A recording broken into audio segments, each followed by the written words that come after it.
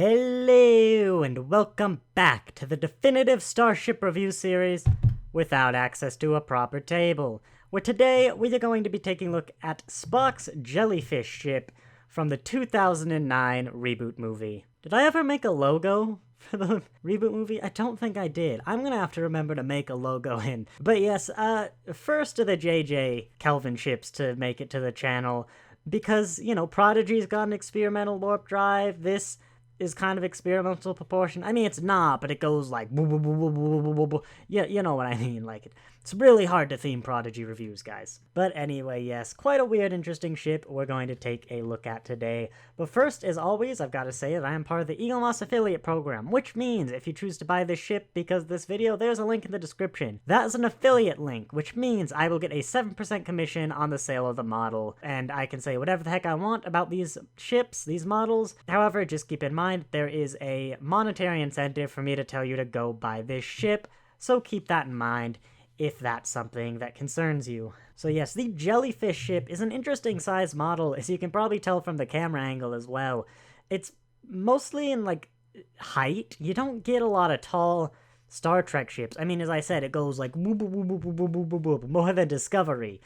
But it is very hard to get size comparisons for this model because of that. However, I did my best. I could not find an Enterprise that was really a good size match.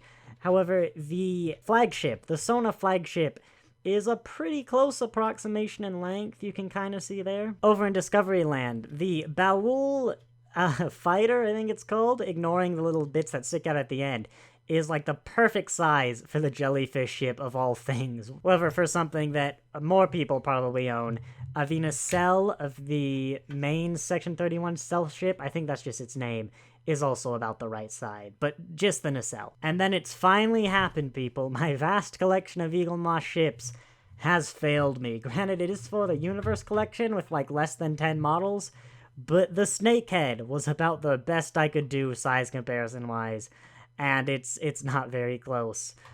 There's just not a good size comparison. This is, as I said, a very weird length of Eaglemoss model. Might match with some of the other JJ ships. I don't have them out. I actually had to specifically get this out from under the house. But if you want something a little more helpful, here's an Eaglemoss stand next to the ship. You can see the end of it there. That's how big it is. Like, all 1.5, one and a little bit more than a half Eaglemoss stands. Speaking of the stand, before I forget, I actually learned doing this video, this stand only goes on one day. Wait, this model does have a top and bottom. I can't quite tell why. Well, actually, it does. Never mind, it does go in this way. But this little bottom arm kind of gets in the way. So you will never turn this model upside down if that's something that bothers you. I'm one of those people. But no, this is quite an interesting ship. It doesn't go whoop, whoop, whoop, whoop, whoop, whoop, whoop, whoop, the model, which is kind of unfortunate, but really, if they did make it do that, it would probably be more of a pain displaying it. It would move around too much. But you are stuck with this position if you do want to buy it. But it's a somewhat unique Eaglemoss model. You can see they've captured the leather, I guess you'd call it, of the Jellyfish Ship. I've never thought about it like that. But yeah, it is bumpy, proper textured. You can see the light hitting off it.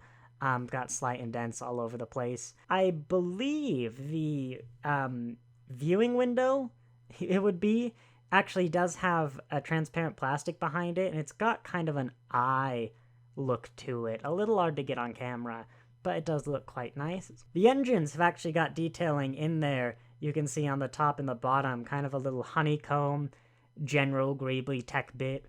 And of course, you've got the lines properly indented. You can stick your fingernail in there. A gunmetal-esque finish for both colors of these. A lot more apparent on the normal silver, but you can kind of see it reflecting in the light, and it's got the grainy gunmetal finish. The inside to these protectors, that is the technical term, of course. If Vulcans, it's a Vulcan word, you wouldn't understand. It has got nice greeblies. You can kind of see really hard angle to ship to get the angles for. This bit right here is very nicely done. You can see it's got alternating grading and not grading, and just kind of a lot of nice little paneling and line work. A flaw with this model is you can see the whoop whoop whoop whoop whoop whoop whoop bit. I'm gonna have to try and spell that for the subtitle of this video, aren't I? It has got plastic chunky bits there, rather than being a nice disconnected thing, which I'll concede I haven't actually checked, but I'm certain the actual ship looks like. It does have that. Not really a problem if you display it from the front, or even at most little angles. In fact, if you can manage to get it from this side, which does not light well, you see it's kind of hidden by shadow and stuff. It looks good, but just be aware, this isn't really the best side-on ship. And I don't think I've gotten an aft view. There we go, you can see it light up. You've got a very nice little impulse engine, I suppose you'd call it. I don't really know how to describe other than that. But very nice. It looks like it's hollow back there, and like the whole thing is probably hollow in this plasticky bit. But it really does add a lot of depth in artificial glow when light hits it right. That's really nicely done, actually.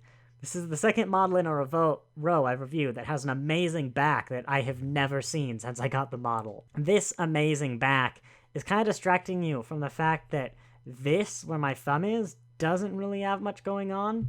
It's got a gunmetal finish. Well, gunmetal-esque. You can see it's quite granular, and there is texturing, so it's not like completely bland. But maybe there could have been a little bit more done there. I don't know what's there on the actual ship. I haven't seen the 2009 movie in years. It hasn't been since 2009, but it hasn't been much after 2009. I don't think I mentioned, but ooh, that's very nicely graded. It doesn't quite look it, but rubbing your finger over that, I think that's actually not graded, but staggered. So, you know, this grading is the highest, and that slowly gets lower and lower. It feels like stairs. Very, very tiny, which is nice. Weird. But yeah, I'd imagine this was one of the earlier Eaglemoss models they did. Probably a very early special. Maybe one of the first JJ ones. I think it's from before I started collecting. So maybe it's got some detail lacking, you know, like these solid bits or this bit here. What is there is very nicely done, I will say. Quite a weird Eaglemoss ship. Well, sorry, quite a weird Star Trek ship. But if you are a fan of the movie, like the Jellyfish Ship, you could do worse. If you want a ship that goes whoop, whoop, whoop, whoop, whoop, whoop, I mean, that's basically a toy, not a model, right? I'm sure you could get those. I don't know if you can still buy them. They probably made them around 2009. You know, spinny thing that's fun. But if you want a thing that sits there and looks nice, it's quite interesting. It's upside down again. Quite interesting stand, but it works. Droops a little bit, I think, but really hard to detect. Actually, is that drooping? I don't know. I can't tell. There's it straight. That's how much it droops. It is very subtle, but it does droop. But yeah, if you want just like a nice model of this ship, this is going to be a really solid one, and one you can probably still buy. I don't check if these are available on the store or not, but hey, it's an old movie, and I'm sure if you can't buy it, they'll put them into production within the next year and a half, 2 years, when the next Star Trek movie comes out. But I hope you enjoyed. I hope you found that review helpful. It is quite nice, that leather texture. No other ship that I can think of really has that in Eaglemoss, and so they did a pretty good job. Maybe like a 7, 8 out of 10, just because of little problems there, and it is a bit bland on the back. But I mean, there's a lot of detail everywhere else on the back for an angle you never see. So yeah, I hope you enjoyed this video. If you have any questions about this model, just ask me in the comments. Whoops. Yes, this stand, great on the model, doesn't fit too well in the black bit. But yeah, just ask me in the comments. I'll do my best to answer them. If you want me to review a specific model, just ask. I've been saving a lot of the JJ ones until that movie comes out, and I can kind of theme it a bit more appropriately. But if you want to see one of them, I'll bump it up to the list, do it as soon as I can. I hope you enjoyed. Thanks for watching, and I'll see you next time. Woo, blub, blub, blub, blub, blub, blub, blub, blub.